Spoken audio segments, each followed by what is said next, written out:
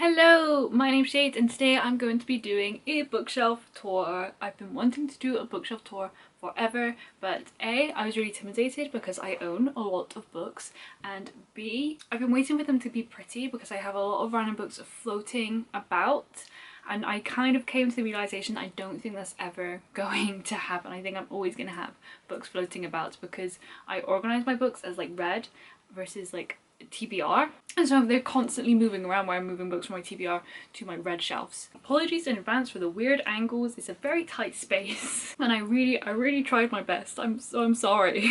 The angles are just gonna be funky. So this is the best overview of my shelves I can get. It's a very tight corner that they're in. I arranged my bookshelves as read versus unread.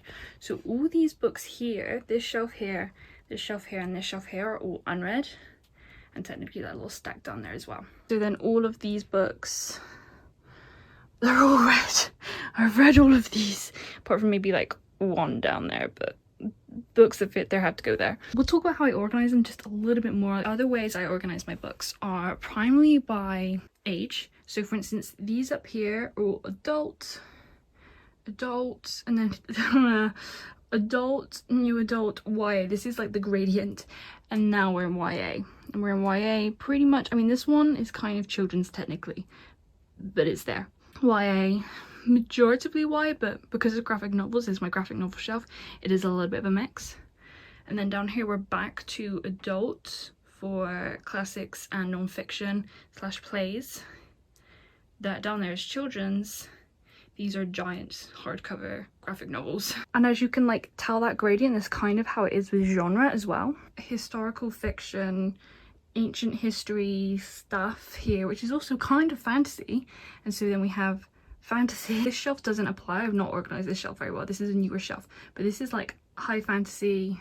Then we start high fantasy, and as we come this way it comes more urban fantasy, and then we get into more like paranormal, superpowers. I don't even know what situation.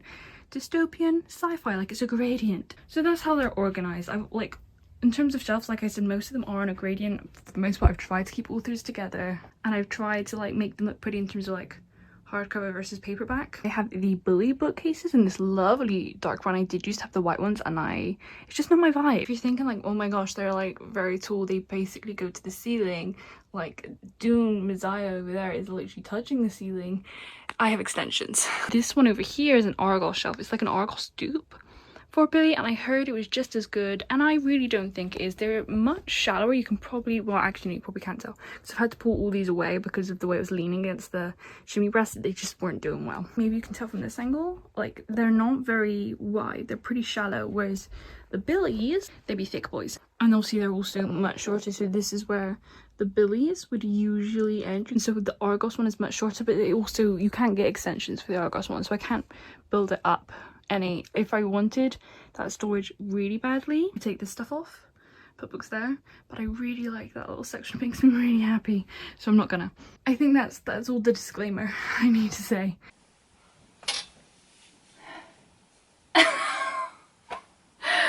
Okay, so welcome to the top of my bookshelf. This is ridiculous. You are on my bed on a tripod, tilted looking up, and I am stood on step stools, and like, this is me on my tippy toes.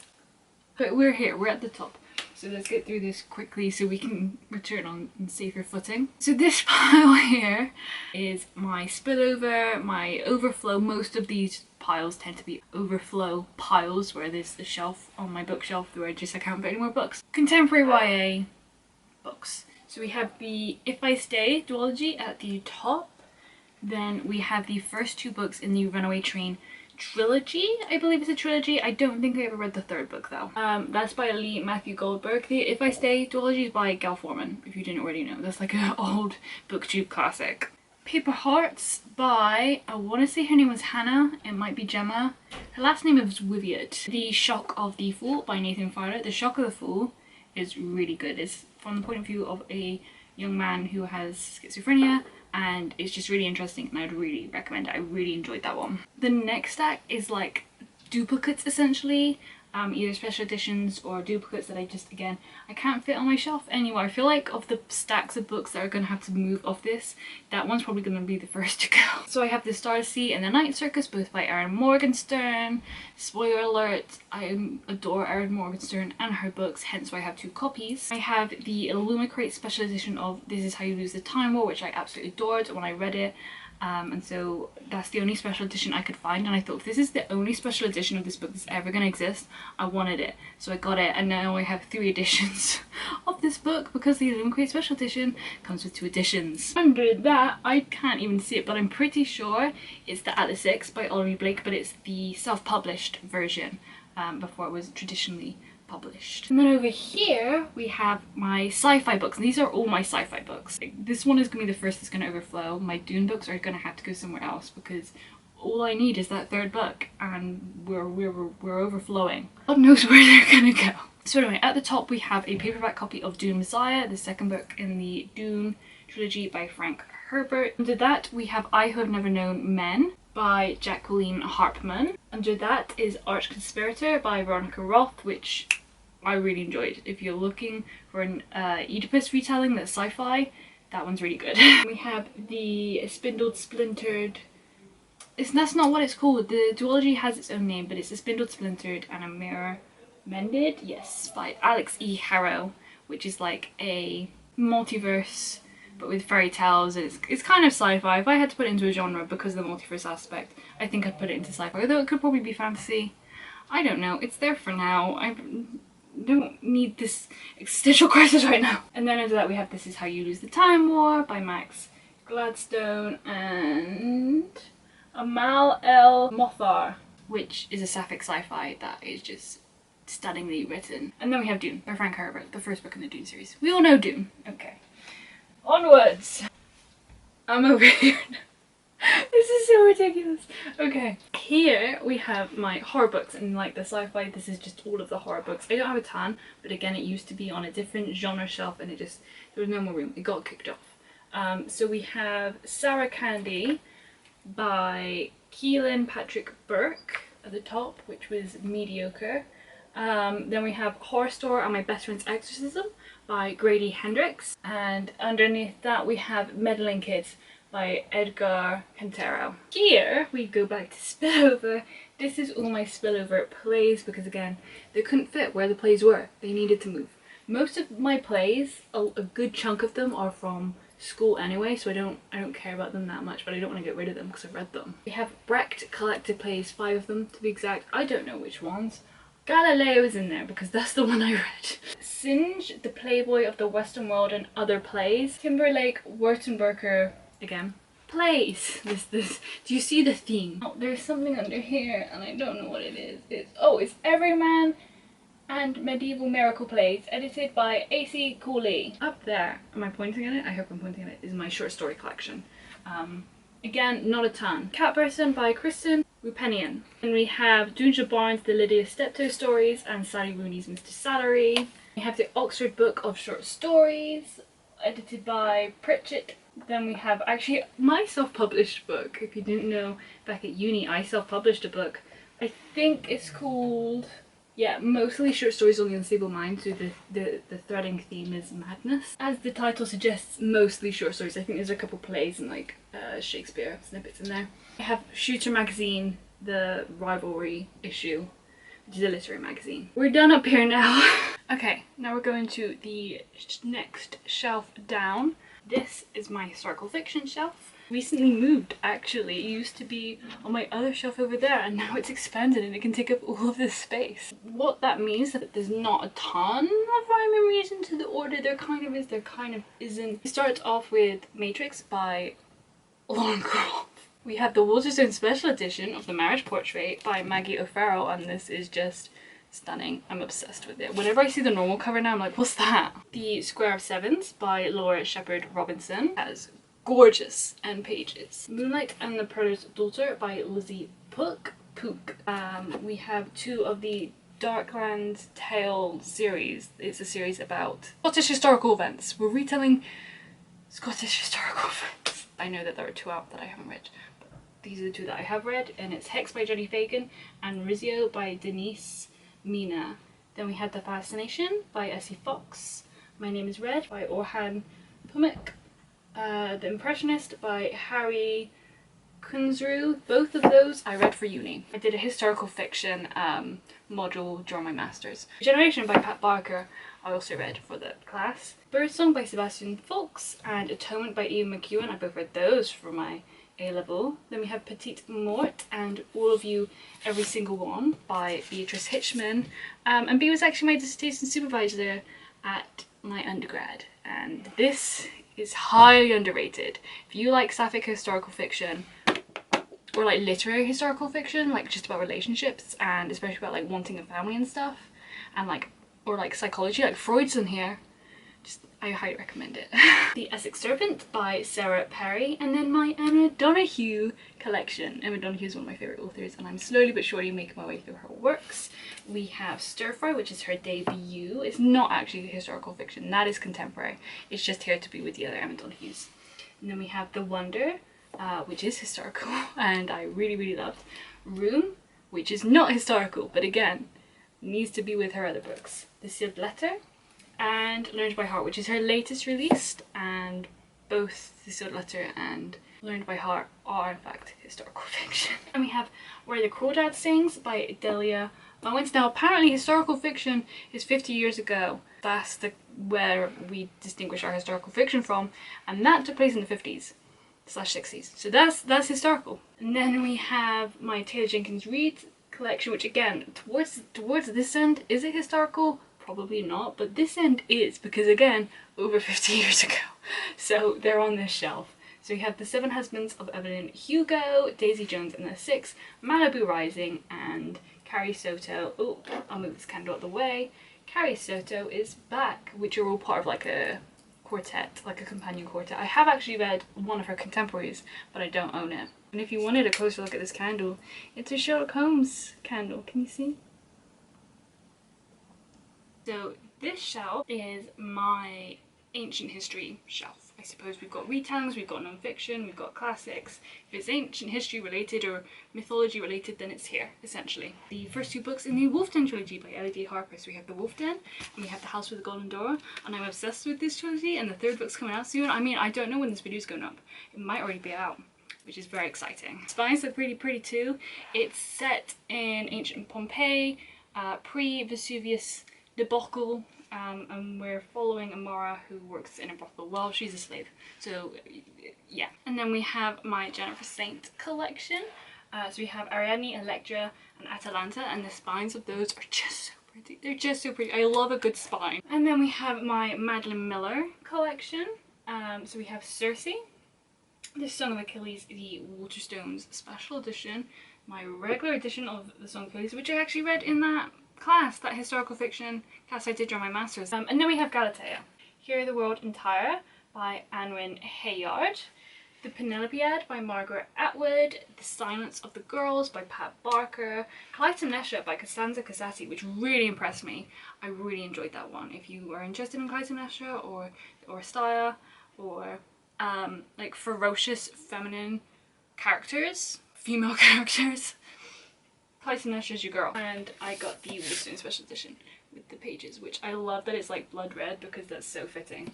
And then we move on to my Natalie Haynes collection. So we have A Thousand Ships, The Children of Jocasta, Stone Blind, and all of those are novels. And then we have Pandora's Jar, which is non-fiction and actually probably my favourite non-fiction book I've ever read. I feel like I've got this really nice lighting where the light is reflecting off of my windowsill onto me. I feel like an angel up here. Maybe I should just stay up here all the time. Then we go into non-fiction. So we have Venus and Aphrodite by Bethany Hughes. Very short introduction to classical mythology and a very short introduction to the Roman Empire. The first one is by Helen Morales and the second one is by Richard Kelly. Women and Myth. I can't remember their names off the top of my head. It's the host of That Ancient Fangirl. It's something to that effect. That podcast. They wrote that book and it's like an overview snapshot of a bunch of different women from a variety of different mythologies. Just so good. I highly recommend it. Speaking of books that I highly recommend, A Fatal Thing Happened on the Way to the Forum by Emma Southern, which is basically like a non-fiction true crime book but in ancient Rome. and it's brilliantly written, it's very funny, it's easy to read, and it tells us a lot about like Romans and their lives just by telling us about how they think about death. It's very good, it's very good. The Penguin Book of Norse Mythology by Kevin Crossley Holland. I read that for my undergrad. We have Twilight Cities by Catherine Pagonis. We have The Odyssey by Homer. Now we're in the classics section. We have Ovid's Metamorphosis. This is the more recently translated edition by Stephanie McCarter. Oh, I read that one recently, so that one's fresh. We have Antigone by Holly McNish, which is like Holly McNish's rendition, her adaptation, her reinterpretation of Antigone. It's not like straight up Antigone. And we have Sappho, which translated by Mary Bernard, and this is a really cute little edition of Sappho. I really recommend it. Here we have If Not Winter, Fragments of Sappho by Anne Carson. I might be a little bit obsessed with Sappho. Euripides, Orestes and Other Plays. All of those I read during uni. I had a Myth and Folktales module, and I also had a Plays Through the Ages module, both of which I adored. We have Sophocles, Antigone, Oedipus the King and Electra. We have Seneca, Six Tragedies, and we have Ovid, Metamorphosis, but like in this edition I had to read the edition for class, and obviously this edition wasn't out yet. Anyway, I'll show you the candle before I get down. Okay, so you're still on the bed. We're not on solid ground yet. These are my adult fantasy slash magical realism slash anything like within the fantasy genre realm. I tried to organise it for you to make it look pretty. It's not as organised as some of my other shelves. So we have The Adventures of Amina Al-Sarafi, and again, good spine! Love it! Gorgeous! The Night Circus by Erin Morgenstern, The Stardust Sea by Erin Morgenstern. Both of these are favourites. Then we have Sister Song by Lucy Holland, The Mermaid and Mrs. Anne Hancock by Imogen Hermes Goa. This one's a bit tricky in terms of genre. It's not fantasy. I actually read it for my historical fiction module that I mentioned earlier, but it's got a little something. Then we have Sally Thorne's Angelica Frankenstein Makes Her Match. Again, I'd much rather this be on my romance shelf, but it didn't fit there and it fits here, and it's got fantasy elements. I mean, it's Frankenstein, they're bringing people back to life. I guess that's technically science fiction then.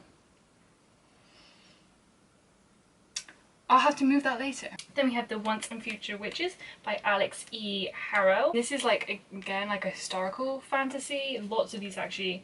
This one's historical fantasy, this one's historical fantasy, The Night Circus is historical fantasy, this one's historical fantasy. There's a lot of historical fantasy. I like historical fiction. This kind of opens up a little witchy section. This is my witchy section. So we have What American Things by Francesca May, Now She's Witch by Kirsty Logan, Wayward by Amelia Hart, and then we get on to my Olivia Blake section. And also up here, before we get onto that though, we have In the Company of Witches by Orly Wallace. The books stacked on top tend to be cozy fantasy. They just recently got kicked out of the Being Stood Up club. So we have One for My Enemy by Olivia Blake, which is also a witchy book, and then we have Masters of Death, which I just recently finished, hence the kicking out of that happened up here. Really enjoyed. It's really hard to synopsize though. It's about the godson of death. We're following the godson of death primarily, but then also there's like other creatures, and it's like in a world where like multiple mythologies and god systems exist, and it's really interesting and really sweet and beautifully written, as all of these books are.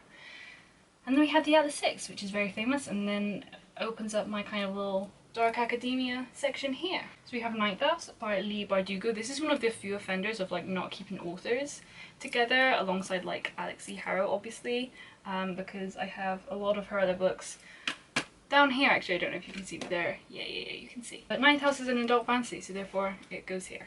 Book of Night, which now that I'm looking at it, probably should go on this side of Babel. You know what, let me just Babel by R.F. Kuang. Again, historical, fantasy, dark academia, very good. Book of Night by Holly Black, which isn't technically dark academia, but it has the dark academia vibe, so it's there. And then we also have V. Schwab's The Invisible Life of Addie LaRue, which is really good. Gallant Piranesi by Susanna Clarke. And then we have The Hobbit by J.R.R. Tolkien in this gorgeous illustrated edition. It's children's, but it's high fantasy, and originally I had it with my cozy fancies because even though it's not a cozy fantasy, it feels like one. And eventually when I have The Lord of the Rings, they will be on the shelf, so it's there waiting for them to join it. For cozy fantasy, we have Legends and Lattes by Travis Baldry, which was so cute, and I cannot wait for the companion to come out. And The Flames of Albion by Jean Z. Mingus, who is a booktuber, and I will link her down below. She's fantastic. I'm obsessed with her content. And this was a really cute dragon story if you're looking for something really lighthearted and easy. Right, there we go. We can see it in the background here. Just ignore the shelf. You don't see it yet. This is my Sarah J Maas shelf. So we're kind of continuing on from the adult fantasy, but I have enough Sarah books to make up a whole shelf. There are some repeats, there are some special editions in there. That is predominantly probably why. So over here we have the first two books in the Crescent City series, House of Earth and Blood and House of Sky and Breath, which I really loved. The first book, second book I found kind of I'm both very excited and very nervous for the direction of this series. Time will tell. Time will tell what's gonna go on. Then we have the ACOTAR series, which to be honest isn't my fave of her series. But I really love the characters, and so I do also love it. But I mean, obviously we have A Court of Thorns and Roses, A Court of Mist and Fury, A Court of War. Nope. Court of Wings and Ruin. I got cocky. I tried to reel them off the top of my head and I got confuzzled. Court of Frost and Starlight, which I think is underrated. I think most people really don't like that book, and I really liked it. If you want to know more about my opinions on Sarah J Maas's books, I did a whole video ranking all of her books, so I'll link that below. And then we have A Court of Silver Flames by Miss Sarah J Maas, obviously. And then we have the Throne of Glass series, which is my pride and joy. It is one of my absolute favourite series ever. I will move this little ghost mug, but isn't it cute? Look, it's got this like really pretty colourful effect. I don't know if you can tell, but it like gleams different colours in the light, and I got it in Poundland. This cost £1. But let's see if I can reel this off on the top of my head. We have the Assassin's Blade, Throne of Glass, Crown of Midnight, Heir of Fire, Queen of Shadows. Wow, no I can't. I am a fool. Empire of Storms, Tower of Dawn, and of course Kingdom of Ash. And my editions are the Nerdy Ink editions. Like I've got the Nerdy Ink dust jackets. I pull one out to show you how pretty they are. Which one should I? Let's pull out our main boy, Throne of Glass. This is what it looks like. And then they will have quotes on the back. I think I forgot to mention, but I also have repeat copies of Throne of Glass. I have the collector's edition here, and then I have the OG Ago cover. I bought this like years ago, see when this cover was still being printed, and then I gave it to my friend to read, and then I was like, actually, you know what, I really want a full collection and I really miss having the Ugo cover, and so she very kindly gave it back to me. I also have the A Court of Thorns and Roses collector's edition. I don't know if I mentioned it. It's a stunning edition. This edition of A Court of Thorns and Roses might be my favourite like physical ACOTAR book in terms of looks. I'm obsessed. I feel like I need to show you the Throne of Glass one now, because you know, Inferno. I feel like this one's much more simplistic compared to ACOTAR. I mean, it's still pretty. It is still pretty. It's very Christmassy, this one, I feel like. And then the last thing I have to mention on this shelf, if I could just, are these tiny little baby editions I have stacked up here. Can you even see them? You can't even see them. Oh my goodness. I have these tiny little baby editions of, not all of them. I've got up to Queen of Shadows. I'm missing the last three. Maybe I'll get them for Christmas this year. But look, they're so tiny and they're so cute. And I started off with one. And I was like, you know what, I only need one. Who needs the whole Throne of Glass series 3 times? Because I had that box set out there. I do. They're just so cute. And then like when we get to the bigger books like Heir of Fire and Queen of Shadows, they're chunky, but they're like little baby chunky. Focus on the chunk. Focus on the chunk. Focus on the chunk. Why? All it needed was my head behind it. I feel very creepy. But look, they're like chunky, but they're a little chunky. That's what I was supposed to be showing you. They're very cute. Oh my god, we're on solid ground. I'm so excited. I feel like that was like a blur. Like I was just babbling like an idiot, and now I'm on the ground, I can think again. Now we're in the YA fantasy section. I will preface, a lot of the YA books section is books that I read a very long time ago. Some of these are going to be old and I don't have any recollection of. In the corner here we have a little ghost from the Yorkshire Ghost Company. There we go. This is the first one I got. I'll leave their company down below. And here are the rest of my Leigh Bardugo books. So we have the Grisha trilogy. It says Shadow and Bone trilogy on the spines, but I thought it was called the Grisha trilogy. These again, gorgeous spines. Very beautiful spines. I've always loved these spines. I wanted the like the old Russian looking covers, and those one came. That's like just what came. But you know what, I'm not mad because the spines are so pretty. And then we have Demon in the Wood, which is the graphic novel. But then we have the Six of Bones duology, and then the King of Scars duology, is that what it's called? Which are just so gorgeous. Like this one's all shiny and gold, and this one's all pearlescent, and they have stunning... I forgot about this. They like, yeah, they're embossed on their naked hardcover as well. Oh, speaking of gorgeous spine, look at that. And then this one, oh, M papers. And then, yeah, look at that. Look at it. I mean, I've never been tempted to display my books naked, like, you know how that's a trend. But those books kind of make me want to. And then we have the two companions to the Grisha books, the Lives of Saint, which again is very beautiful. This is what it looks like. It's a really nice, like, fake leather as well. And then we have the Language of Thorns, Midnight Tales, and Dangerous Magic. So then we have my Brigid Camera collection.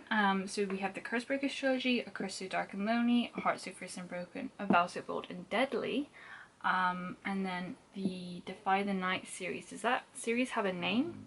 I don't know. This is the first two books in the trilogy. I think the third book comes out next year.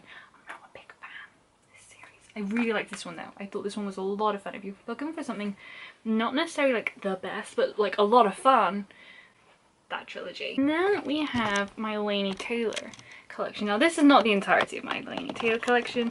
We will see more of her at some point towards the end of the video, I suspect. But these are all the like the OG American hardcovers before like all the cover changes and stuff. So we have Night of Cake and Puppets, which is a companion to the Duels for Smoke and Bone trilogy, and it's also stunning naked. Look at that. Look at that. Ah, yeah. Yeah. And then we have the Duels for Smoke and Bone trilogy, which kills me to stack like this because of the spines, but you gotta do what you gotta do. And then we have the Stranger Dreamer duology, which again, gorgeous copies. And then at the very bottom we have Lips Touch, which is her short story collection. There's 3 stories all revolving around a kiss. And Laini Taylor is another one of my favourite authors, hence why we'll be seeing more of her later, even though we've seen like all of her books, well, most of her books. Okay, and now we're on to the next shelf, and we're back at safe distance from each other. So we're basically continuing the fantasy shelf. Most, if not all of that shelf was high fantasy, I believe. So this is where we get into more of like urban fantasy and then into like magical realism territory. Start off with Cassandra Clare. This is the only way they fit. Cassandra Clare's books, I've owned them for a really long time as well. I don't know the exact date I read them. I'll put it on the screen a long time ago. The book reviews for that series are some of the first videos I ever posted on this channel. I don't know if they're still up. I may have privated them, and I'm not up to date with Cassandra Clare. The most recent Cassandra Clare book I read is City of Heavenly Fire, which came out, I want to say like 2016, maybe even earlier. We have the Mortal Instruments series, so City of Bones, City of Ashes, City of Glass, City of Fallen Angels, City of Lost Souls, and the City of Heavenly Fire, bringing up the rear, and they're very faded because they're very old. I've had them for a long time. My books, a lot of them, like the colour has faded in them from like the window, like the strong window light. My shelves have been in various places around my room, but it's inevitable, no, wherever they are it seems. I have Clockwork Angel on the top here because again that's the only way we can get it to fit, and then Clockwork Prince and Clockwork Princess over here, and I have a little Mortal Instruments bookmark chilling there. We have my Alexandra Bracken collection. Alexandra Bracken was one of my favourite authors for a really long time. I was like a teenager and I still follow her. So we have Lore, which is her most recent that I have read. This is actually a Greek myth retelling, so if you want to be really technical, should it belong up there? Maybe, but this is YA, and also it needs to stay with the author, so it's here. And then we have the Passenger duology, which was my favourite duology for the longest of time. It might still be. I think I need to reread them, but I really love the Stranger Dreamer duology as well. And then we go on to the Darkest Minds trilogy. So we start with the companion Through the Dark, and then we have the Darkest Minds here, and then up here we have Never Fade and In the Afterlight. That was one of my favourite trilogies for a long time as well. The Darkest Minds, yeah, was one of my favourite books for a long time. We have another little ghosty dude from the Yorkshire Ghost Company. This like white stuff up here glows in the dark. And then we have my Mara Dyer collection, which is that series ever gonna end? Are we ever gonna get that last book? I don't think we are. It really is a bummer because I want to know. We have the Unbecoming of Mara Dyer trilogy, the Unbecoming of Mara Dyer, the Evolution of Mara Dyer, and the Retribution of Mara Dyer. all by Michelle Hodkin. I read that trilogy in 2020, which was also the year that I graduated. I read it kind of towards the end of my degree slash like after I'd finished my degree, and I remember just plowing through them and having so much fun. Obviously it was COVID times, I was finishing my degree, there was a lot of stress going on, and they were like so much fun. I loved every second of it. And then we have the first 2 books in the Noah Shaw trilogy, and like I said, I don't think we're ever going to get that last book, which is a bummer. Becoming of Noah Shaw and The Reckoning of Noah Shaw. In this corner over here, we start off with like dystopian slash superpowers. I don't know if you could tell from the end of that shelf just then with the Darkest Minds and Mardar, but we're getting into like superpowers, which is this weird genre of like, what is it? I think the Darkest Minds is technically dystopian. I don't know what genre Mardar is, maybe science fiction. And then we're back into like dystopian. The majority of the shelf, I think, is dystopian with some like sci-fi here on the end. So we have a Polaroid of my dog. There she is. On this end, I'll pull them out because I feel like I'm getting in their way. We have the Shatami. Well, the original trilogy. Let's put it that way. I haven't read any of the continuation. I've been tempted, but to be honest, I don't think I care enough anymore. But this, again, is somewhat similar to the Cursebreakers trilogy. It was a lot of fun. It kind of felt like a guilty pleasure read. They do have very cool covers. Oh, this is making me feel very nostalgic. And then next up we have this huge stack of books, which I think you can tell is like pressed up against this shelf up here, so I'm not going to be able to take any of those out, unfortunately. So we have the first 2 books in the Legend trilogy by Marie Lu, Legend, Prodigy and Champion, which I remember really enjoying when I read them. I read them when I was like 18, I think. The first 2 books in the Maze Runner trilogy. I own the 3rd book. I didn't finish it like at the time of reading it, but like a year or 2 ago I thought like I want to finish this trilogy, for God's sake, I want to know how it ends. I've like watched the first 2 films and I never watched the 3rd film because I wanted to read the book first, and I still haven't read it. I really did not like the Scorched Trials. I had a lot of problems with it, and so I never picked up the 3rd book, and now here we are. And the Divergent trilogy, which is it's a classic. Elysian, as you can see, it's supposed to be like bright orange. This is the biggest offender of the bleaching, I think. Well, no, there's another one that's maybe just as bad. And we have the first book in the Chaos Walking trilogy by Patrick Ness, The Knife of Never Letting Go, which again, I own the 2nd book, but I didn't pick it up immediately after reading this one, and am I ever going to? Who knows? Oh, I also have Life Before Legend, Stories of the Criminal and the Prodigy. I think this came with the box set. And then we have The Hunger Games, a true classic. The Hunger Games, Catching Fire and Mockingjay. Fun story, my Catching Fire has never been read. Like, the other spines are cracked and this one hasn't, because I lent it out and then I never got it back, and so I had to rebuy it. And the sticker on the original 3 all had The Hunger Games Now Major Motion Picture, because I got them as a set. Or I had to get this one another time. This one is saying Catching Fire is now out, and the Mockingjay says The Hunger Games now out. Maybe I should have bought Mockingjay again when Mockingjay was coming out. And then we have The Ballad of Songbirds and Snakes, which again has a really pretty... I don't know if this is the Waterstones exclusive edition or what, because it also has like a ribbon in it, so that might be the Waterstones exclusive edition, but it's very pretty. And I actually really liked that book. I know it got a lot of hate, but I enjoyed it. I thought it was really interesting. And then we're on to, we have The Giver by Lois Lowry, which is a utopian slash dystopian, depending on your, it's both. You have the rest of this series, but I don't think I'm ever gonna get around to it. And then we have my sci-fi books. So we have the Illuminae trilogy, which I really loved. Illuminae is probably still one of my like faves. It's told through a series of documents and transcripts of surveillance footage and things like that, like instant messages and stuff, and it's like really epic trilogy. They're so much fun, the characters are so funny, they're so believable, and it's really epic. It's like a space opera almost. And then we have the Fifth Wave trilogy, which again was one of my absolute favourites. The Fifth Wave, The Infinite Sea, The Last Star. I gave the Fifth Wave 10 out of 10, I gave The Infinite Sea 8 out of 10, and then I gave The Last Star 9 out of 10. So I thought really highly of all 3 of those books. I really loved the way it ended. Yeah. God, I apologise for the lighting in this video. Then we're on to this shelf here, which is my Skulduggery Pleasant. Well, I mean, really it's my Dark Landy shelf, but it's just, this also just happens to be my Skulduggery Pleasant shelf. Except for these 2 here, which are actually the books that I am currently reading. That's where they live, because I don't know where else to put them. So we have Perfume by Patrick Suskind. think he's German and I don't know German pronunciation. I am so sorry. Which is a historical fiction. It's gonna mess up my historical shelf.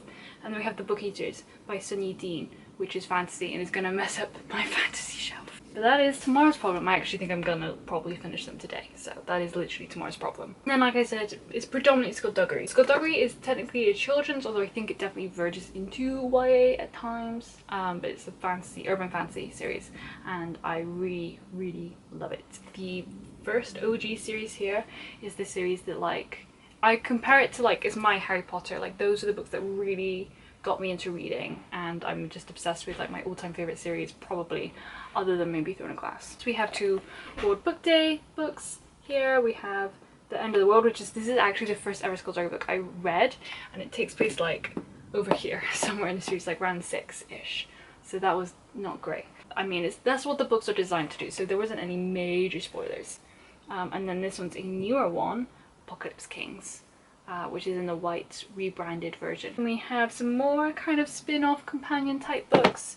So we have Armageddon Out here, which is a collection of short stories, and actually this over here is the more up-to-date version, but this is the OG paperback.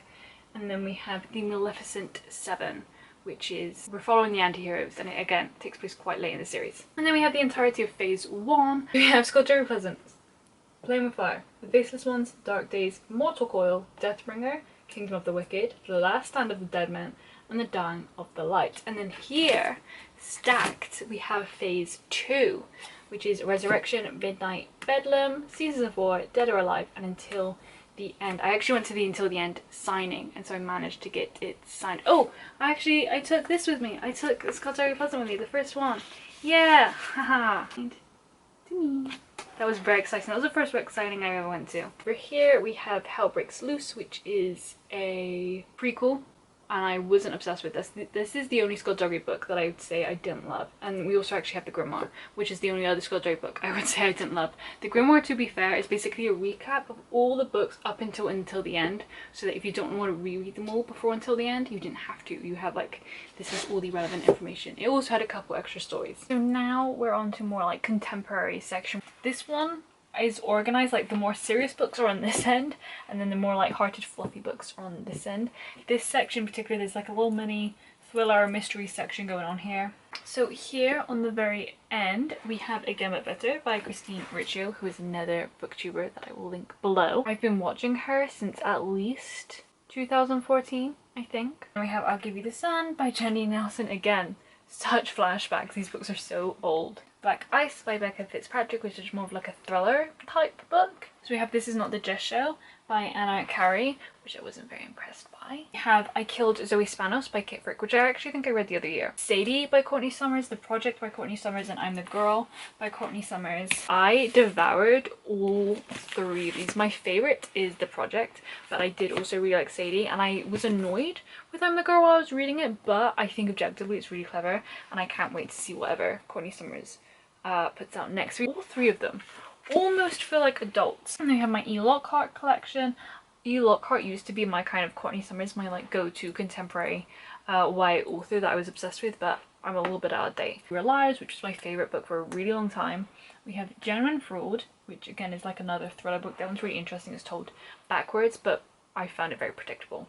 And then we have Again, which I feel like is really underrated. Real Lives and Genuine Fraud got a lot of hype, but I really loved Again. It's kind of a multiverse type book, but much more grounded. It's really interesting. And then we have this big old stack of books right here. The Hate You Give by Angie Thomas, which I read for uni, ironically. We have Eleanor and Park. I don't know why that was ironically. That's not the kind of book you expect to read for uni, and I did.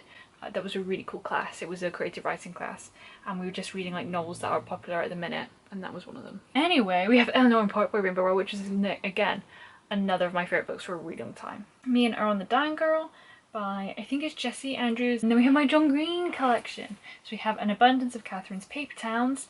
This spine is supposed to be red. This like grey looking spine is supposed to be bright red. Can I like see the red there? That's the colour the spine is supposed to be. And we have The Fault in Our Stars and Turtles All the Way Down. And then at the very bottom we have John Green, The Anthropocene Reviewed, which is like his adult non-fiction book, but this is just where it ended up fitting. It's a struggle. Do you put it with its genre or do you put it with the authors? As you can tell, I do both. And I really enjoyed the Anthropocene reviewed. I really liked it. And as far as his other books go, The Fault in Our Stars is my favourite. That was another of my favourite books for a really long time. And on the end here, there we go. They're like the rom-com of YA, except for the first 2 books, which just didn't fit anywhere else. We have Stolen by Lucy Christopher, which is about Stockholm Syndrome. And then we have The Perks of Being a Wallflower by Stephen Chbosky, a classic. Then we have The Duff by Cody Keplinger. We have Stephanie Perkins' books, Anna and the French Kiss, Lola and the Boy Next Door, Isla and Happily Ever. Again, what a blast from the past. And then we have the special edition of Anna and the French Kiss, which has gorgeous pages. Yeah, gorgeous pages. I mean, it's just a gorgeous edition. I feel like it came out in 2020, maybe 2021. We have a Morgan Matson book. This is the only Morgan Matson book I read, but she was a really popular YA author for a while, and that's Amy Mudge's Epic Detour. And then underneath that we have a couple Becca... Nope. Yes? No. Huntley Fitzpatrick books. My Life Next Door and The Boy Most Likely To. The Boy Most Likely To is like a companion sequel situation to My Life Next Door, which I really enjoyed when I read way back in the day. I think I read both My Life Next Door and Amy and Roger's Epic Detour, and We Were Liars all on the same holiday. So this one is somewhat similar to a lot of the organisation we've seen thus far. We start more contemporary for the most part, and then we get into the more fancy, but it's also by format. Like, you can see all of these are in the same kind of paperback style. But here I'm also just trying to keep the peace in terms of the format. So over in this corner over here we have the Heartstopper series by Alice Oseman, which are just so darn cute. I haven't watched the series yet. I know, I'm scared. I wish, had I known they would have come out with hardcover, I would have waited and bought them in hardcover. We have Fun Home by Alison Bechdel, which is technically, these I think are YA, this one's an adult.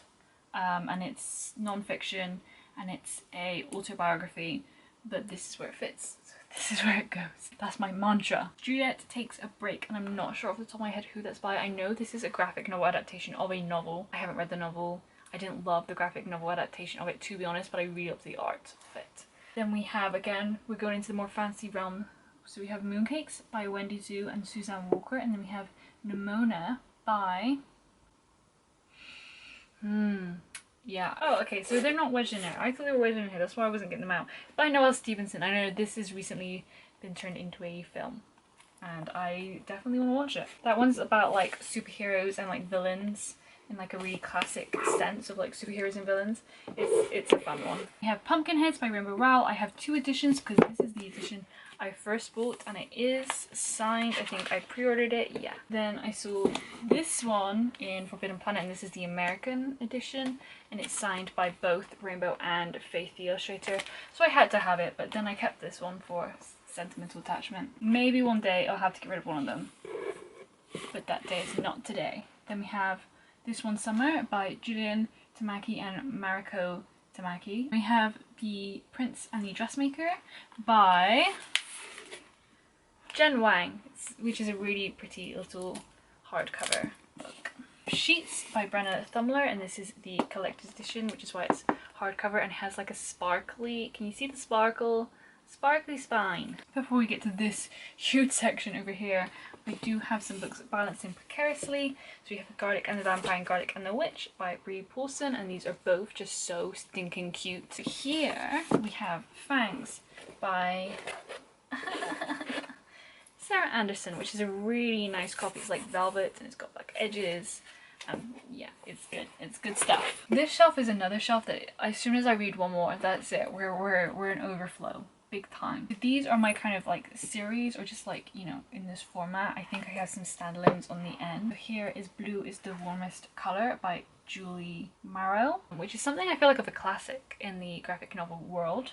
And then here we have my Giant Days collection.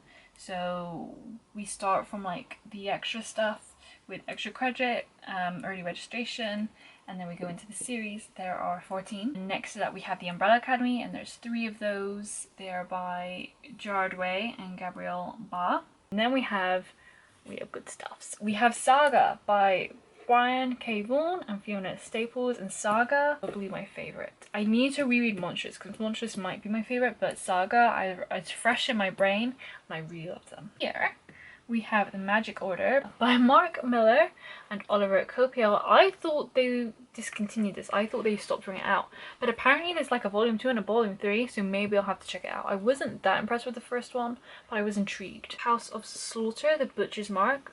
And this is a spin-off of Something is Killing the Children, which we have here. I have the first 5 volumes. I think 6 might be out. Pretty sure, no, yes. There's definitely a second House of Slaughter because I own it on the TBR shelf, and I'm pretty sure the 3rd volume is coming out this year, so I need to catch up on that. Here we have the first 2 volumes in The Sandman by Neil Gaiman, Preludes and Nocturne, and The Doll's House, which I did not love. So I'm kind of in this weird period where I don't really know what to do. And then over here, like I said, we have Monstrous, which was my favourite graphic novel series up until my reread of Saga. The last volume I've read is 5. Since then, 6 has come out, 7 come out, and I believe 8 has come out this year, so I'm pretty out of date. And like I said, we have some standalones here. We have Mercy, The Fair Lady, The Frost, and The Fiend by Mirka Andolfo, which is gorgeous cover. Here we have The Me You Live in the Dark by Scotty Young and George Corona. And then at the end over here we have Through the Woods by Emily Carroll, and then we have the first 3 volumes in Lore Olympus again. I'm not up to date. There's been volume 4, volume 5 is coming out this year. I don't know if it's already out actually. It may already be out. But as you can probably gather, there's no way they're going to fit on this shelf. So I don't know. They're going to have to move. Dune's going to have to move and Lore Olympus are going to have to move because they are chunky. But I love the fact that they're hardcover. I think they're really pretty. So now we're on the floor. This is my classics shelf, I suppose. It's kind of a little bit of a hodgepodge. It's a little bit, as you can see, a mess. It's difficult to organise because classics come in so many different kinds of editions. There are also just some books that I read at uni and I didn't really know where else to put them, so I kind of dubbed them classics. So over here we have a little zombie Captain America Pop Funko Pop. In this corner we have some like old folklore type stuff. We have the Complete Tales of the Brother Grimm. British folklore stuff, so we have the Mabinogion. I don't know how much I read, not that much. I think I gave up on that one. I think I struggled too much. I have Sir Gawain and the Green Knight, which I read all of this. We have Le Morte d'Arthur by Sir Thomas Malory. This was part of that historical fiction module that I keep banging on about, and again, I didn't read very much of this one. I gave up. We have this big old sack of books, which is a mix. We got a mix. Movable Feast by Ernest Hemingway, which is actually non-fiction. Again, this is just where it fits. Animal Farm and George Orwell's Down and Out in Paris and London, which again, Down and Out in Paris and London is also non-fiction. We have Wide Cigars to See by Jean Rhys, which is actually one of my favourite classics. Then we have, I did a post-colonial module in my undergrad, and so we have the books of that module. Sam Selvon's The Lonely Londoners, Chinua Achebe's Things Fall Apart, Fred Aguirre, but like with a French accent. The Longest Memory, Butchie Emecheta, Second Class Citizen. This one is, I loved reading. It was so interesting. And this one as well, Crick Crack Monkey by Merle Hodge. I adored both of these two.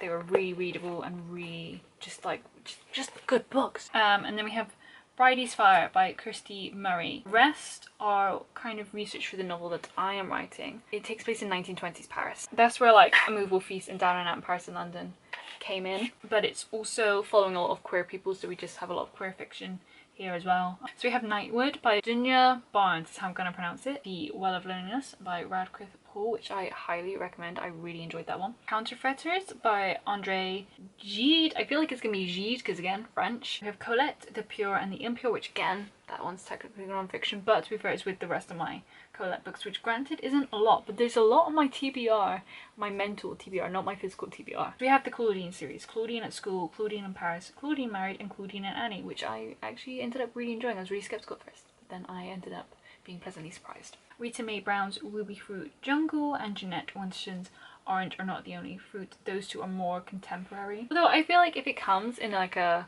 classic edition, then it counts. We can count it. We also have Junid Barnes' Ladies Alamac, which I think I skimmed through. The Color Purple by Alice Walker, which I really enjoyed. George Eliot's Silas Marner. Middlemarch is George Eliot's more famous work, but I had to read Silas Marner for school. And it's really cute actually, it's really wholesome. Of Mice and Men by John Steinbeck, which I read for my GCSEs. Lolita by Vladimir Nabokov, which I read for my masters and really enjoyed. This very good book. If it sounds intriguing and you think about picking it up, I highly recommend it. It's so well written. And then A Clockwork Orange by Anthony Burgess. And then we have like the classics. So we have Pride and Prejudice by Jane Austen, Jane Eyre by Charlotte Bronte, and Wuthering Heights by Emily Bronte. And I really love these editions. They're the classic lines editions and they're so gorgeous. Look at that. This one's the oldest and it's the dirtiest, and you can tell. Again, I read this for my A-levels way back when. Both of these two, however, I read during my masters. And then we have Anne Bronte, Agnes Grey over here. Again, a really pretty edition, especially considering the fact that Anne Bronte is often done dirty with her editions. I have Little Women. More gorgeous editions. I want all of my classics to be in gorgeous editions because why not? By Louisa May Alcott. And then we have The Strange Case of Dr. Jekyll and Mr. Hyde and Other Stories by Robert Louis Stevenson. This is like the Barnes & Noble Flexi Classic Edition, and I think I want to collect like Gothic classics in this edition because they're really like, oh, and then oh, look at that. Frankenstein by Mary Shelley. Here, this little funny looking thing is A Christmas Carol by Charles Dickens, which I own a second copy of, but this is my mum's old copy. And we have Carmilla by Sheridan LaFou. We have Oscar Wilde's The Picture of Dorian Gray, Return of the Screw by Henry James, which if you want a genuinely creepy ghost story, that's my go-to recommendation. We have The Great Gatsby by S. Scott Fitzgerald. Pull you a bit closer, so we have The Great Gatsby here, and then we have The Catcher in the Rye by J.D. Salinger here, The Lord of the Flies by William Golding, and then we have The Leopard by Giuseppe Tomasi di Lampudessa, which I read for that dang historical fiction module. And then up here we have The Bell Jar by Sylvia Plath in this really pretty like illustrated edition. Let me see if I can find you an illustration. There we go. Illustrated. And then we have Carol by Patricia Highsmith, which I don't think is a classic. Maybe it's a modern classic. I didn't know where to put it. And technically I read it for research from the novel I'm writing, which is also my dissertation during my undergrad. So it's here. It's also, I absolutely adore this book. It's so good. And then that brings over here to my non-fiction / plays. Again, the overspill was up top, we saw. But look at all this non-fiction. I used to read like non-fiction never, like unless I had to for school. That's the only time I read it. But now I read loads, and loads. It's loads for me, and I'm really excited about it. I'm really happy about it. So we start off with, oh my goodness, they're wedged. These are again more research for the novel I'm writing. So this is The Crazy Years, Paris in the 20s by William Weiser, and then this one was really helpful. Actually, B. Hitchman, my dissertation supervisor, the author of All of You, Every Single One, and Petite Mort, she recommended this to me. And if you're interested in art in the 1920s, specifically lesbian art, women art, I know that's very niche, but this was so helpful. Women Together, Women Apart by Teresa True Latimer. And we have two writing craft books, Meander, Spiral, Explode by Jane Allison, Design and Pattern and Narrative. So this talks about like structure. First You Write a Sentence by Jo Moran, which is like the elements of reading, writing, and life. It's basically like how you construct writing and different people's preferences on writing. Both of these were recommended to me during my masters. Then we have Three Women by Lisa Taddeo. Again, another victim of the bleached spine, but this is another one of my favorite non-fiction books. It's about three women, and they're all in kind of taboo relationships, and it's just so interesting. Like, we are just reporting about their lives, but like the inferences that you yourself can make and like about how women are treated in society, it's just so fascinating. I really loved it. And then we have I'm Glad My Mom Died by Jeanette McCurry, which everyone in there, excuse the pun, mum, read. I think it was last year. I love how like the yellow and the pink, I'm not a very colourful person, but I love this cover. I have The Five by Hallie Rubenhold, which is about the lives of Jack the Ripper's victims, and it's really interesting. I highly recommend that one. I have Lauren Graham's book, Talking as Fast as I Can. Scottish, The Language of Fanaticism by Amanda Montell. Doing It by Hannah Witten, another YouTuber who I'll link below. Speaking of YouTubers, we have Fully Functioning Human Almost by Melanie Murphy. Next up, This is kind of all I feel like within the same kind of genre, but I don't exactly know what genre that is. Cheryl Strayed's Tiny Beautiful Things. Advice on Love and Life from Someone Who's Been There.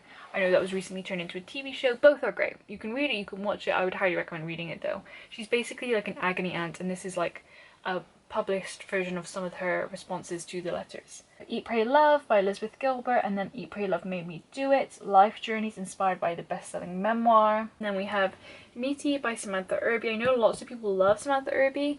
I less so, but this is her first, and I've heard her other ones are better. So I do need to get around to giving her a second chance at some point. Then we have Holly McNish, Nobody Told Me. You might recognise the name Holly McNish from Antigone at the top, her rendition of Antigone.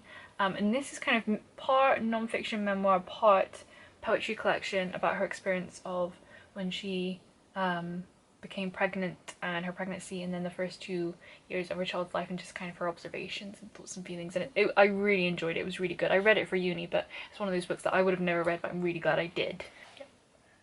We have The Autobiography of Alice B. Toklas by Gertrude Stein. I did a memoir module at uni. Like Fun Home came from there, this one came from there. Did any of the other ones on here come from there? Oh, The Diving Bell and The Butterfly, we're skipping ahead a bit, by Jean-Dominique Bouby, that came from there. But then in here we have this little section of travel writing. I actually don't know why this one's not over here next to Gertrude Stein. It should be. Domestic Manners of the Americans by, I cannot remember her name. Oh, Frances Trollope. Next up we have The Songlines by Bruce Chatwin. In an Antique Land by Amitav Ghosh. And then lastly here we have Tracks by Robin Davidson, which is another one that I really loved, and I'm so glad that like I was forced to read it in that class. And then at the end here we have Mary Beard's Woman in Power. And then we're getting on to the plays. So we have, oh no, actually we have a short story. I don't know why this is here.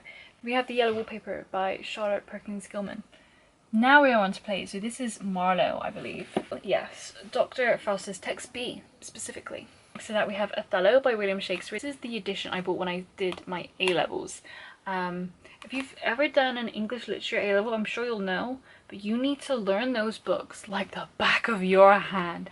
And so I read this and reread this edition and made notes in it many a time. We have a little Captain America Venom Funko Pop. My brother buys me Marvel Funko Pops. I did 3 drama modules during my undergrad in total as well, so that's why I've got so many like random plays. I did the One Through the Ages, a Shakespeare module, and then I did a postmodern module. So most of these up here, in fact all of these are all the ones I did in that like postmodern module. I just wiped the dust off for you. We have Look Back in Anger by John Osborne, Honey by Sheila Delaney, Sage by Edward Bond, Top Girls by Carrie Churchill, Dancing at Lunasa by Brian Frail. I really enjoyed this one. I think this is the only one of the collection that I can fully remember what it was about and what happened. The other ones, I couldn't tell you. Jerusalem by Jez Butterworth. And then underneath those we have my Shakespeare collection, which are in a few different editions. I rebought them all in the Wordsworth edition because I wanted like a matching set, but then I realised that Wordsworth don't publish all of Shakespeare's work, and so I'm now switching over to these Penguin, like I think they're called the Pelican editions, which I think they publish all but one, but they're nice editions because of like the size of the text and the amount, like they have extra material but like not tons, which because I annotate them and I like research them while I read them is helpful for me. I'm just gonna rapid fire call out the names of them. Macbeth, King Lear, The Taming of the Shrew, Midsummer's Night Dream, Romeo and Juliet, Henry IV, Much Ado About Nothing, Julius Caesar, Hamlet, Othello. Again, this is the edition I used during my undergrad. The Winter's Tale, Pericles, A Midsummer's Night Dream. Again, Tortoise and Cressida, which is one of my favourites of his and I think highly underrated. Othello, again, because I guess I needed it in that new edition. Hamlet, again. Romeo and Juliet, again. I really should get rid of these editions and just like transfer my notes over. And then we have Pericles. Again, this is the edition I had to read during my course because we all had to have the same edition. Here we have, I read this for my GCSEs, and Spectacles by J.B. Priestley, which is really interesting. It's like if you like Agatha Christie, I would recommend it. It's like a mystery and it's really good. Then here we have The Maze by Jean Genet. And then we have Oleana by David Mamet. We have My Beautiful Laundrette by Hanif Karashi. Yeah, this was part of that post-colonial module. My Boy Jack by David Haig. I read that during my A-levels. And then Wuthering Heights, adapted by Emma Rice, which I went to see this adaptation at the Bristol Old Vic. And I wanted to buy a copy of the book because I'm me. So I'm gonna talk you through this shelf here very quickly. Like, I don't care about it as much because it's my children's shelf. I'm just gonna let you have a quick overview. I think there are Roald Dahl books above Judy Blume there. We have Fantastic Mr. Fox, and we have the Twits, and these are like, these probably came with cereals or something. Just taking out all the Funko Pops so you can see a little bit better. I used to have quite a lot of Jacqueline Wilson, but I got rid of quite a few of them because I didn't think I cared about keeping my kids' books, and then it turns out I've actually kept quite a few. But these are the ones I deemed worthy of keeping. These are the ones that I liked the best, I guess. I suppose the other thing of note is how much Darren Shan there is. We have this whole stack here, and then we have the Saga of Lost and Incredibly randomly wedged in between. I don't know why it's there. I should really move it so it's at least on top, kind of next to my other Darren Shan stack. The Saga of Darren Shan itself, this series here, is about vampires. This is the series of books that really got me into reading. The first half of the Demon Artist series, you'll see the later half later in the video. Zombie, I started reading right as I was getting out of kids' books as much, when I was getting more into YA. So I never continued that series.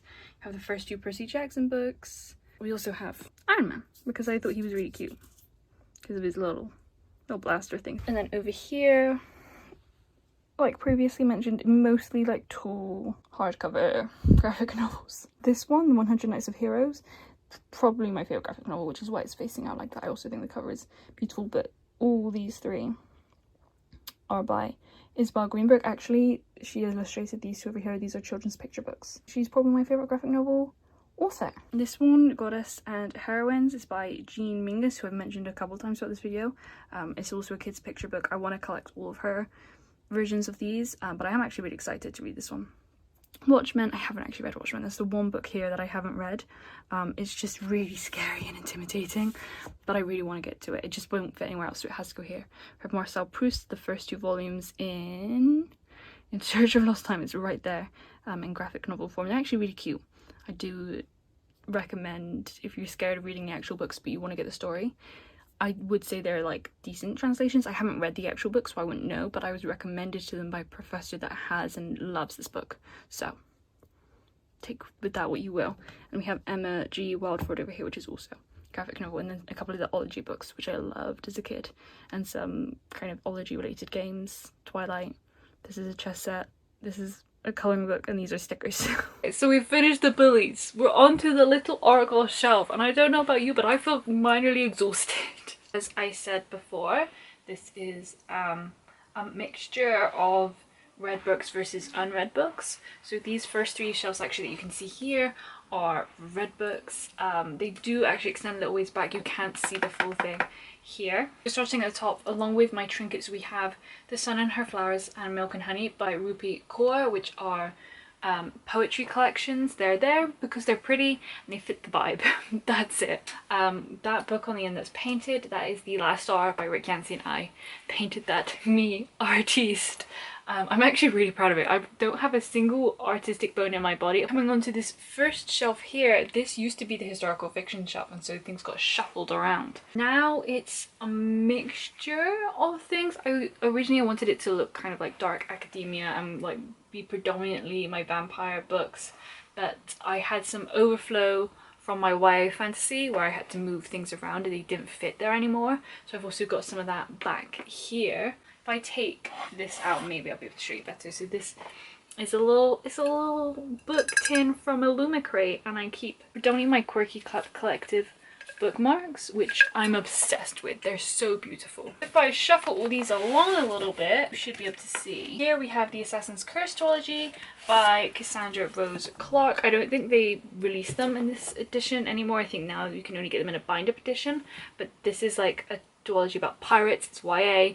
The fantasy world's really interesting. It's got like a forbidden romance type thing, hate to love. It was so much fun. I enjoyed the hell out of it. Back when I read it, I don't know how many years ago. Then we have The Ring and the Crown by Melissa de la Cruz, Dangerous Remedy by Kat Dunn, which is the first in a trilogy. The trilogy is complete. I just don't know if I'm gonna finish it. Midwinter Blood by Marcus Sedgwick. I don't actually know if that's YA or if that's adult. I don't really know what genre to put it in. I think it's paranormal. We have Cry's Cross by Lisa McMahon. I got that in Poundland as well. That book cost me £1. Then we have The Miss Peregrine's Home for Peculiar Children. Again, kind of similar to Shatami, the original trilogy. I haven't read any of the like latest books, but I feel like I'd be more likely to with these than Shatami because I actually finished this trilogy more recently. I've read Hollow City and Library of Souls in 2020. We have the Vampire Academy series by Rochelle Mead. Such classics. I read those like back in secondary school. Vampire Academy, Frostbite, Shadowkiss, Blood Promise, Spirit Bound, and Last Sacrifice. Controversially, these two mid ones are my favorite. I know a lot of people like these ones. I think these might be my least favorites. I like these two best, and then these two, and then these two. And then of course we have absolute classics on the end, the Twilight series by Stephanie Meyer. I'm not gonna, you know the Twilight series. Now we're on to my romance shelf. Again, there was a time where the romance shelf was up here and then it just kept expanding. Start with these three on the end because they don't technically belong here. I'm in the midst of reading all three of these, but like not actively. I've read A Natural History of the Redhead by Jackie Collis Harvey. I started this in July over the summer. I got halfway through, I'm halfway through it, and then I put it down because it was really dry and I started reading over a trip, and then I got back from the trip and I wasn't in the mood. We have Greek Myths, Gods and Goddesses, edited by Jean Mingus. I mentioned Jean earlier in the video. We have Love is Enough, Poetry Threaded with Love by Andrea Sanatali. I think I've been reading this since last year. This is predominantly, I mean, it's pretty much all romance. I say that Queenie, I'm pretty sure, is a literary fiction, so I'm actually going to move that one. Okay, so on the end here we have Colleen Hoover, we have Verity, which I think is technically more like a thriller mystery, but it's got romance in there, and Ugly Love. She writes new adult, although I think this one might just be adult. I read this one years ago, I read this one last year. And we have Window Shopping by Tessa Bailey. Didn't have very strong feelings about that one either, but again, I know I need to give Tessa Bailey a better chance. I have the Neon Gods series by Katie Roberts. I think I'm already outdated. I think there's already a new release. I also need to rebuy Neon Gods because it's a different height to the other ones and it bugs the hell out of me. And then we have my Christina Lauren collection. They're one of my favorite rom-com writers, if you couldn't tell. So I have, I think, all of their like standalone rom-com books I think I own. I don't own the series and I don't own the YA books. Again, quick fire, we have Dating You, Hating You, Roomies, Love and Other Words, Josh and Hazel's Guide to Not Dating, my favourite half-night stand, The Unhoneymooners, Twice in a Blue Moon, The Honey Don't List, Inner Holidays, The Soulmate Equation, and Something Wilder. Oh, they do have another one. I have read it, I just don't own it yet. I'm waiting for it to come out in paperback. My favourites are Dating You, Hating You, The Unhoneymooners, and Love and Other Words, which ironically are all in the same edition. Here we have The Dead Romantics by Ashley Poston, which I really enjoyed. This one also has like faded spine syndrome. I don't know if you can tell, but like it's not as vibrant. We have two Emily Henrys. We have Beach Read and People We Meet on Vacation, which are very enjoyable. I really enjoyed both. And we have Sally Thorne's The Hating Game, also good stuff. And then we have Out of Love by Hazel Hayes, another YouTuber. It's such a good book. It's so underrated. I loved the hell of it. It's about a breakup. It's like a love story told in reverse.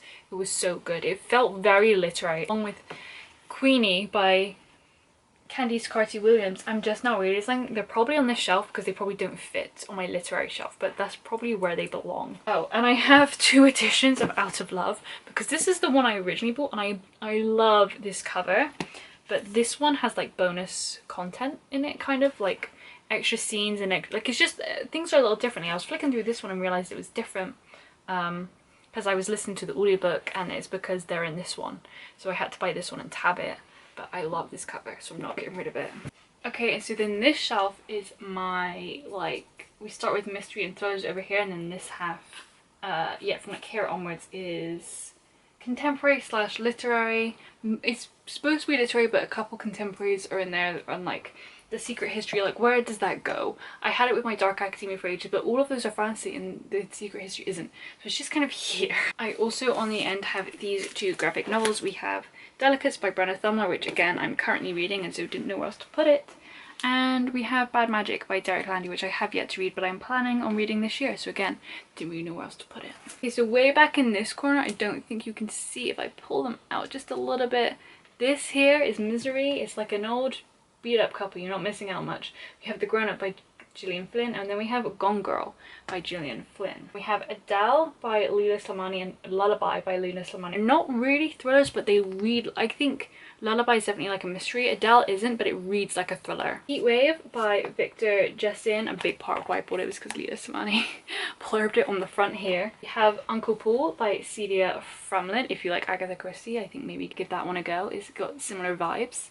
And then we have Agatha Christie, and then there were None, Sinners to Spring, Midsummer Mysteries, Autumn Chills, and The Mousetrap. These three are so stunning, these editions. I'm really tempted to rebuy all of her books in these editions. I have My Sister, the Serial Killer by Oyunkan Braithwaite. We have Reckless Girls by Rachel Hawkins, and The Bandit Queens by, I cannot read this way, Parini Shroff, which was fantastic. It's just so good. Just like look it up. In fact, I have a YouTube short where I synopsize it. I'll link that below. Check it out. It's so good. And then we have Tomorrow and Tomorrow and Tomorrow by Gabrielle Zevin, which got so much hype, and I do have to say I did really enjoy it. It was very good. Then we have another Melanie Murphy, who I again mentioned earlier, Glass Houses. This is her second novel. Call Me By Your Name by Andre Ossiman. You couldn't tell, we're now in the literary section from Tomorrow and Tomorrow and Tomorrow onwards. Find Me by Andre Ossiman, which is the sequel companion to Call Me By Your Name, which I thought was just as good. So if you've read Call Me By Your Name and you've been umming and about Find Me, I would recommend it. I have Sally Rooney, who I'm a big fan of, Conversation with Friends, Normal People, and Beautiful World, Where Are You, which is the Waterstones special edition. Ironically, this wasn't my favourite. And then a new recent favourite is Miriam Toews. So we have Women Talking and Fight Night, Girls by Emma Cline, and The Guest by Emma Cline. And then we have The Secret History by Donna Tartt, because again, where do I put that? So from here on down is now my TBR section, so I'll try and go a little bit quicker. Back here, I mean, you can kind of see it, is The Priory of the Orange Tree by Samantha Shannon. It's so big that it's creeping out. And then we have Ink Blood Sister Scribe by Emma Torres, Eloise Blake, The Atlas Paradox, which is the second book in the Atlas 6 series. Then we have Lady Macbeth by Isabel Schuyler, Hamlet by Maggie O'Farrell. We have The Winter Spirits, Ghostly Tales for Frosty Nights, Lapvona by Ottessa Moshfegh. I haven't read an Ottessa Moshfegh yet. To Emily St. John Mandel, Station 11, and Sea of Tranquility. Full of the Stars by Emma Donoghue. We have The Mad Woman's Ball by Victoria Mass, Circus of Wonders by Elizabeth McNeil. This one also has the coolest sprayed edges. Look at that. I can't believe I've not read it yet. I've owned it for years, I'm pretty sure. My friend absolutely adored it, so I need to get on that. I have The Paris Library by Janet Skelsin Charles. I'm actually debating on holding that. I bought it because it was set in Paris and the book I'm writing is set in Paris, but also it was signed, and it was just an impulse buy, and I don't know if I actually want to read it. Eye in the Door by Pat Barker. This is the second book in the Regeneration trilogy. I have The Amber Fury by Natalie Haynes. I actually bought this when I met Natalie Haynes, and it's signed. I went to an event for Stone Blind, and she signed this one, and I also bought Pandora's Jar with me, so she signed Pandora's Jar. And then we have Invisible Romans by Robert Knapp. Prostitutes, outlaws, slaves, gladiators, ordinary men and women, the Romans that history forgot. I actually went to Rome this year and I bought this. I think I bought this specifically in Pompeii. Heroines of Olympus, the Women of Greek Mythology by Ellie Mackin Roberts. And then we have The Iliad by Homer. These editions of Homer, both of them are translated by Robert Fagles. Then we have The Complete Plays of Sophocles, in new translation, by Robert Bagg and James Scully. And we have volume 4 of Lord Olympus. And then we have Greek mythology. Don't think it has an author. I bought it on a holiday in Greece when I was like 17 and have yet to read it. That is how far my TBR dates back to. We have the second volume of House of Slaughter, Scarlet, and then we have volume 6 of Monstrous the Vow. And we also have a little short story, Mary Moore's Fairy Tales. And then these books are my classics TBR that kind of spilled over. So we have Apollodorus's The Library of Greek Mythology, Aeschylus's Oresteia, Freeman's Library Pocket Poets edition of poems from Greek antiquity. This series is really nice. These editions are really nice. I'm really tempted to start collecting them. We have Greek myths, heroes and heroines, edited by J Maas, which is the companion to the Gods and Goddesses one that I mentioned earlier. Also balanced on top of there, we had Hellebore, the first issue, which is a magazine, and The Haunting Season, Ghostly Tales for Winter Nights, which is the first one in this little short story collection I suppose they have going. These two are my like immediate TBRs, and as soon as I finish The Book Eaters and Perfume, these are next on the docket. I'm like hunched over on the floor. These two shelves are just like stuffed. They are the vast majority of my TBR, but to be honest, that shelf that I just went through tends to be like fantasy, historical fiction, ancient history books, and I don't know if you can tell, but those are my favourite genres. And so this is the shelf that by far I pull from the most. This one here is predominantly, yeah, it's YA. It's a lot of books that I bought a really long time ago and that I just haven't gotten around to, and to be honest, I don't know if I ever will. I should probably unhaul a bunch of them, but I feel like if I've kept them, then I feel like I might get around to them. They're not all YA, there are some others. And then the shelf below this are a mixture of like non-fiction and classics and some children's. We have like more contemporary stuff way over here.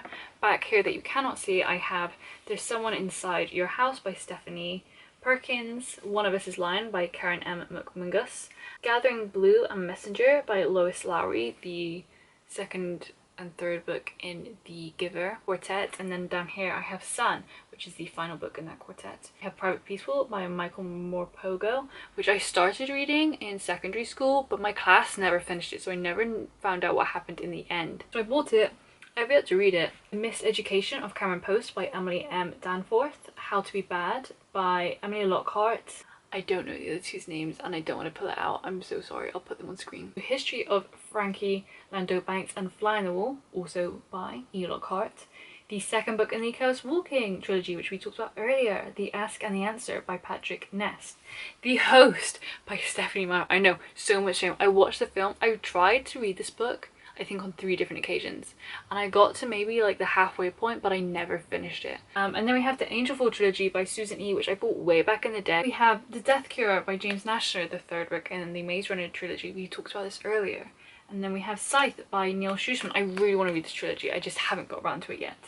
The Darkest Legacy by Alexandra Bracken. This is a Darkest Minds companion that again I just haven't found the interest for yet. Young Elites by Mary Lou, who wrote the Legend trilogy. This one sounds really interesting. I've been hanging on to it for so long, even though I don't think I'm going to get around to it because the premise is so interesting. I actually don't think these two are YA. I think these two are adult, but we have Gideon the Ninth and Harith the Ninth by Tamsin Muir. I've had nothing but hype and good things and I really want to get around to these.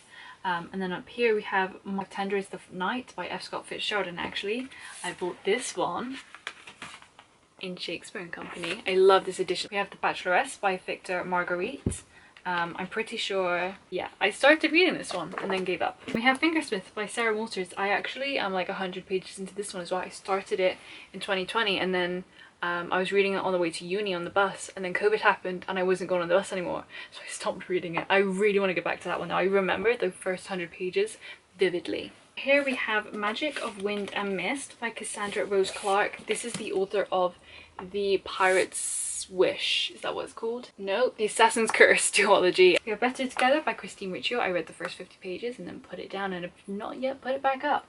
An Ember in the Ashes by Sabaa Tahir. This is another YA fantasy series that I really want to read. I've heard nothing but amazing things. Skyward and Starsight by Brandon Sanderson, which is a YA sci-fi series of his. And then we have the 10th special anniversary edition of Twilight, which contains Life and Death. I think this is as good as it's gonna get, my friends. So back here we have The Cursed Child by J.K. Rowling. We have Stephen King's On Writing, which I really want to get around to. What Lesbians Do in Books, edited by Elaine Hobby and Chris Wright. I feel like this is somewhat self-explanatory. Transgression by Chris Jenks. Jesus. Present Moment Awareness by Shannon Duncan. The Miracle of Mindfulness by Thich Nhat Hanh. Eckhart Tolle's The Power of Now, right here. Then we have The Secret by Rhonda Bryan. Short History of Queer Women by Kirsty Leower. And then up here we have The Shining by Stephen King. Fight Night by Chuck Palahniuk. I've heard his name pronounced before, but I can never like spit it out. We have James Joyce's The Dubliners. No, it's just Dubliners actually, in this really pretty little penguin edition that I find very pleasing. We have 1984 by George Orwell. We have Anthony and Cleopatra and Twelfth Night by William Shakespeare in the editions that match, thank the Lord. I don't know why I've started unstacking them. This has been a mistake. Oh, you can see that I have a book behind the books. Miss Pettigrew, Lives for a Day by Winifred Watson. The Handmaid's Tale by Margaret Atwood. Tess of the D'Urbervilles by Thomas Hardy. A Christmas Carol and Other Christmas Writings by Charles Dickens. And then Ulysses by James Joyce. We have the Demonata series, at least the last 5 books. The first 5 were on the children's shelf. 3 of the Percy Jackson books. Here we have The Titan's Curse and we have The Battle of the Labyrinth and The Last Olympian. I've read the first 2 and I never continued. Now that the TV show is going to come out, I'm going to reread it and hopefully continue on. And then we also have The Heroes of Olympus right here, and these 2 are in very weird editions that don't match, and I'm worried I'm not going to be able to buy them again because I don't think they publish those editions anymore. So I'll give you a closer overview of this stack. I go through the stack really quickly. We have Morgan Is My Name by Sophie Ketch, Swordcatcher by Cassandra Clare, her first adult work, and I'm obsessed with this Illumicrate cover. That's a big reason why I decided actually I'm going to get this season. I'm going to read it because look at this cover. Yellowface by R.F. Kwong. Natalie Haynes' Divine Might. This is like a sequel companion type book to Pandora's Jar. Girl Goddess Other. No. Girl Goddess Queen by B. Fitzgerald. Sparrow by James Haynes, with some more gorgeous sprayed edges. The History of the Roman Empire in 21 Women by Emma Southern, who also wrote the Roman non-fiction crime book that I talked about earlier. It's In Chemistry by Bonnie Garmus. I've got this to watch the series and I haven't read it yet, so I need to get on that. These are the books that originally made this stack. They couldn't fit after I reorganized my TBR shelf, so I put them down here and then it ended up turning into a book stack. That was not my intention. These were just supposed to stay here until I had space to put them back. Midnight Sun by Stephanie Meyer and the first 2 books in the Mistborn series by Brandon Sanderson. So here is my Laini Taylor collection. This all started with these Illumicrate editions of Daughter of Smoke and Bone. They recovered them both in the UK and the US. These are the US new covers. And so I got the Daughter of Smoke and Bone like special edition box. There's other goodies in that one as well. And then I had to get the other 2 when they came out, obviously. Then I think this one came next. This is the Lit Joy Crate Stranger Dreamer editions. And I hadn't even read Stranger Dreamer when I bought these, but these are the ones that are like annotated by Laini Taylor. They have silver sprayed edges and I just thought the covers fit the vibes better. And to be honest, after having read them now, I agree. So I'm very glad I got them. Then this is the matching set for Daughter of Smoke and Bone when they came out with the matching set. Obviously I had to have the matching set. Then this is Lips Touch, which is the Daphne Press edition. This is my poetry collection with the little thurible that came in the Daughter of Smoke and Bone special edition box, and this mug as well is a Stranger Dreamer mug, and it keeps my like little sticky note things in them. But anyway, this is my poetry collection. I'm pretty sure I've read all of these, maybe some of the ones down here not to completion because these were for school. Actually, I've not read this one and it wasn't even for school, I just bought it for fun, so that's great. Favorites include Water Runs Red and Halsey's, I can't remember the name of it right now. I Would Leave Me Too If I Could. I Would Leave Me If I Could. And that was my bookshelf tour. I hope you enjoyed it. You made it to the end of the video. Please like leave a comment with like any kind of book emoji.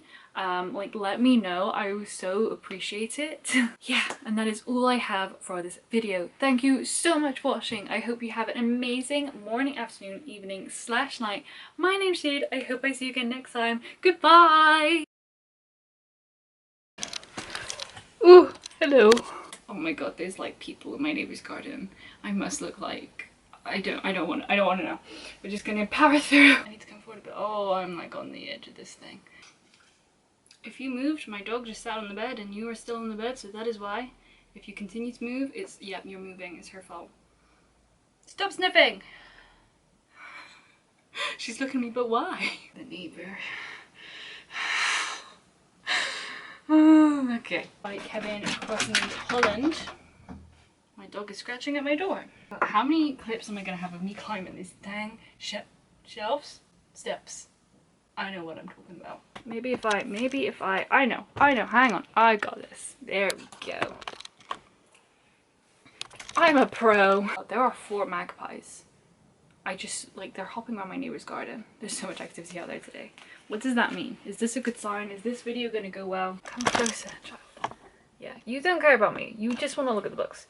Out of the fantasy, sci-fi, dystopian, etc, etc. If you can't tell. But now that the TV's gonna... That wasn't English.